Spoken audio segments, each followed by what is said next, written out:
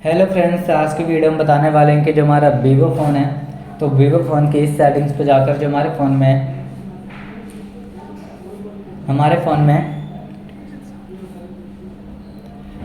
Alarm sound है तो alarm sound को आप कैसे सेट कर सकते हैं वीवो फ़ोन की सेटिंग्स पे जाकर। तो वीडियो स्टार्ट करने से पहले हमारे चैनल को लाइक करें, सब्सक्राइब करें और साथ में बेल आइकन दबाना ना भूलें। तो वीडियो स्टार्ट कर लेते हैं। तो आप देख सकते हैं कि फ़ोन के आइकन तरीके से शो हो रहे हैं, तो आपको स्वाइप करना है। स्वाइप करते ही वाला आइकन ओपन आएंगे, फिर आपको क्लिक कर देना है सेटिंग्स पे। क्लिक करते ही फ़ोन की सेटिंग्स ओपन आएगी। तो हम अपने फ़ोन में अलार्म साउंड को कैसे सेट कर सकते हैं, तो सबसे पहले आपको साउंड ऑप्शन पे क्लिक करना है।